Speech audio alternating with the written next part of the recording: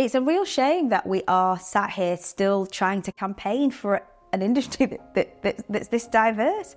This should be the only industry that's as diverse as this, because it caters for so many people of differing walks of life. Why has it taken so long and we're still sat here with this title, fighting for change, to be able to have a beauty industry that looks like me? So have you tried out before and it just doesn't work? Yeah, it just doesn't work. And what does it do? It flares up, it's like really red. Is it? It's sore. Probably maybe like a week to recover. There aren't many people like her. She's got a very, very rare syndrome that even some of the medics in this country don't really know a lot about. It can be quite confusing for her sometimes. Or she feels like she's so different because there's always a focus wherever we go and whoever you speak to, and it's always viewed as a negative thing because of her condition. But because it affects her bone marrow, that can change her bloods, that can change the way foods are digested. It also changes the fatty deposits in her skin, which then create the dryness in her lips, for example. So that can always be like this. And it's just continuous management, really, and keeping her happy. I feel like my skin was completely perfect, and then all of a sudden I was just covered in acne, like back, arms, face, you name it, there was acne there. At the moment it's fine, it's doing good. It's an okay spell, but when it flares up it really hurts my confidence. There was a point in time where I didn't want to leave the house, couldn't do it. I had no confidence when it was flared up. You were telling me to go back to modelling, and I was saying no, not while my skin's like this, not while my hair's like this. Part of my routine, if my hair's not done, confidence goes like straight to the floor if it's not been done in a while. I enjoy having it cut more often than I probably should, but I enjoy getting it done more than I should as well. But that's just part of being autistic and being black, all mixed. You have to, it's more important. One of the things that she'll ask me continuously is, do I look okay? What shall I wear? Is my hair okay? Constantly. And she just seeks that constant reassurance of what people are going to think of her. Do they think she looks nice? And I don't really know where it comes from, to be honest. Whether it is just being surrounded by, you know, or what people perceive to be beautiful. But this is the path that I felt like I should have been on. The only path, really, because I grew up in the UK. My parents are white, my dad's Northern Irish, my mum's from Derbyshire. They moved over to Jamaica with my dad's job and adopted me and adopted my sister 4 years later.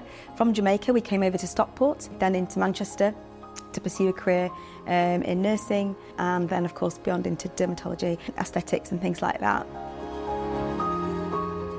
In society, everybody's looking for perfection, and it depends what you class as perfection.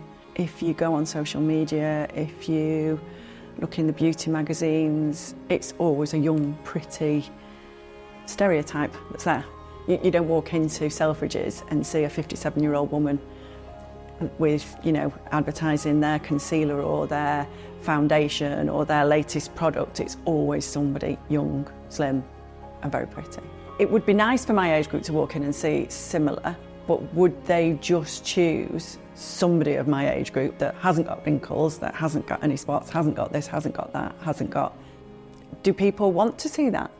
So as you say in there, are you represented at my age? No, I don't think we are, really. In society now, you are getting a bit of a 70-30 split, and I think that 30% that think I am what I am, accept me or don't accept me, I do think that is getting bigger. The job that I do is a job that means such a lot to me. An awful lot of years of training and understanding patient psychology, understanding their skin, education behind what I do. So rather than just taking a needle to somebody's face or a peel to somebody's face or giving or suggesting products to them, there's so much more that goes into understanding that person. I want to understand who they are before we even discuss the treatment that they want. So I feel that they can be the best versions of themselves. With the rise of Instagram and this kind of filtered look, it's almost like we're telling everybody that they can be whoever they want to be. And actually, it's deeper than that. Real versus fake. I see lots of that now. The real version versus the fake version. And people take a picture of themselves and their body positions, and in one of them they look like they might have a little bit more weight on this side or whatever. Same with their face angles. It's all a bit of an illusion. Pamela Anderson's just come out without any makeup on.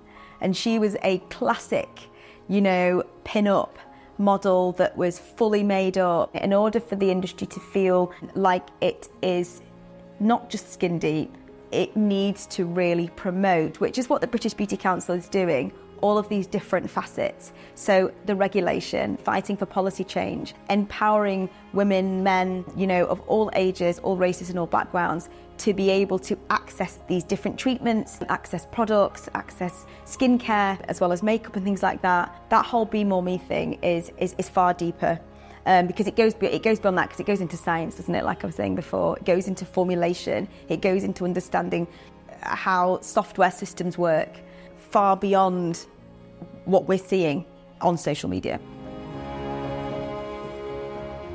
My mum noticed at the age of 18, started falling out, which I think is pretty young. It was the only thing I ever thought about. I lost all my confidence and everything like that. But literally the only thought I had was, is anyone looking at my hair? It literally took over my life. I mean, the hair loss industry is got to be like booming now, do you know what I mean? Because there are so many men out there, because it is seen as less attractive. I know people that have got like hair tattoos, stuff like that, to try and stop it looking as thin. I mean, I used to use caffeine shampoo in my head all the time. Don't know if that's any good for you or not, but I used to literally put it on all the time. I was just absolutely obsessed with my hair. The day that I decided to shave it all off, I think it was that evening, I worked at an event at work and my friend said, "Oh my God, you're like a different person." Like instantly, it was like all of those worries just vanished.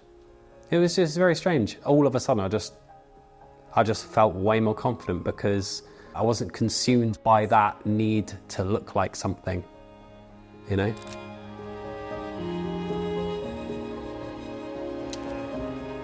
A lot of my mates don't wash their face, don't do anything with their hair. They just wake up and it's exactly how they left it when they went to sleep.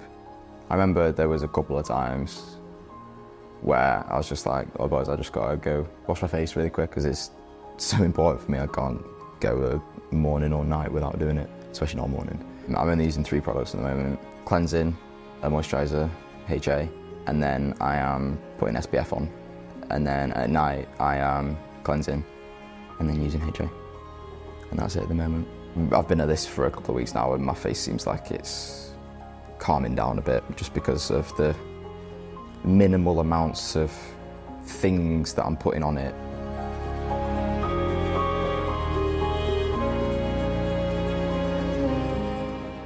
I have a skincare routine. Oh, you do?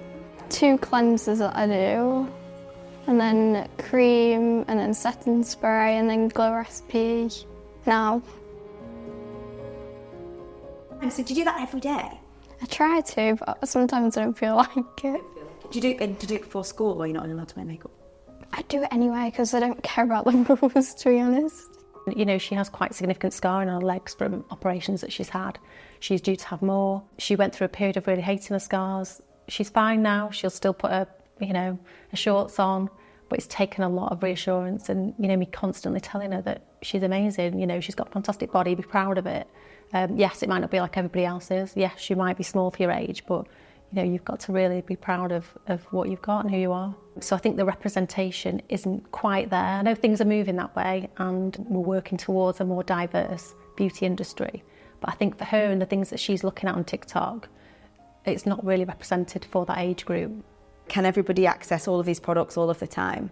Well, if you've got quite debilitating skin issues like eczema or, psoriasis, there's cohorts of the population that feel that they could never be a part of this industry because actually their skin's too sensitive or too flary or becomes too irritated. And that might not be because of the eczema that we see that's represented in boots, the dermatology, the E45s that we see, that might not be the case for some people with quite, debilitating, long-term, chronic skin conditions. So we have to be mindful that we don't exclude that cohort and say, well, you can't use these sorts of things. It's understanding what is in these ingredients.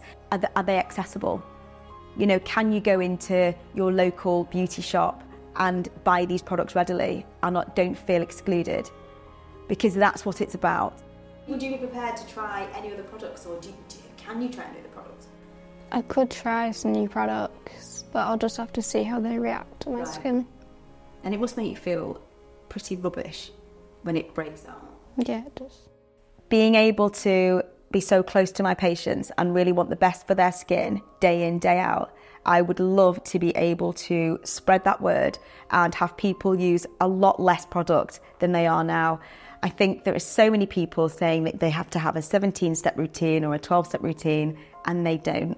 I'm always saying to my patients, strip it right back, and you can still be you, strip it right back. I just see it being streamlined. You want multi-purpose products. You want products that are doing 2 or 3 different things for you without having to put the 2 or 3 different layers on. I don't think anybody sticks to a really long regime, especially if you find something that works. I think I get a bit less confident in misrepresentation on Instagram and social media and things like that. That kind of makes me feel a bit sad for the people that are watching it. That's not the world I grew up in, so being exposed to this, you must have. It's very powerful, it's a very powerful medium, and we've got people out there saying, you need this, you must have this, and that really makes me feel disappointed that we've got professionals telling people they need a 12-step regime with the most expensive products. I mean, that's a surefire way to destroy anybody's confidence, especially if these products don't always deliver. But you've got to maintain that and spend the money on it, and that's a really big ask for anybody. It has to be inclusive, and that is a surefire way to exclude, not include. I've never experienced there being a lot of products for me to choose from, especially with face or hair or anything that suits my needs, my skin or my hair type. There needs to be more representation of everybody in the industry, not just black people, not just autistic people. I really wanted something to speak to patients, because being exposed to this industry where there's lots of overfilled faces, this industry was defined by Botox and fillers, and nothing else really. That's kind of, the industry's known as for those things, but actually it's far from that. I want patients just to look and feel the best that they can be. So not taking them back 10 years, not looking overdone or feel like they've got duck lips or whatever, not being completely frozen, but to feel natural, more be the very best versions of them. So to be more me is to not try to be anything else, try to be anybody else. And I feel for lots of years actually, because I didn't have any major role models, and anybody that really did represent me, wanting to really promote that whole, it's okay just to be the best version of you.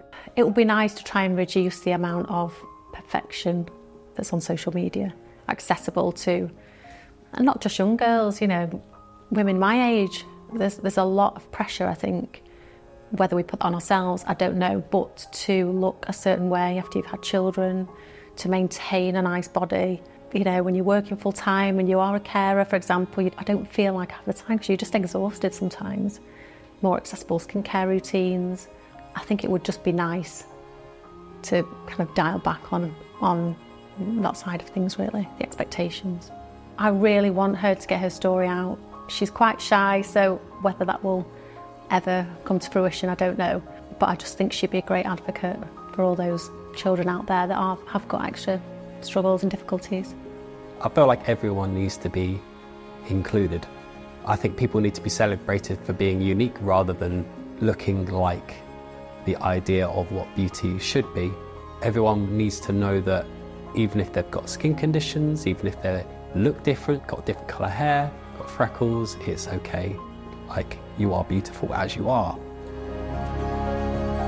These ingredients have been created with such love and passion and history that I do feel like, you know, it's our time now to shine. I think that given the fact that it's so capable and so scientific and so inclusive for everybody, menopause, you know, 18, starting their journey, we need to really be giving, you know, people with less money in the pot a bit more of a chance.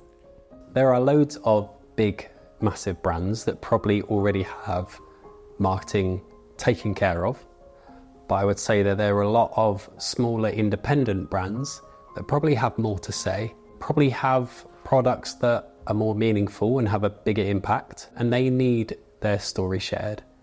So I would say go after them, work together, and it could probably make a difference.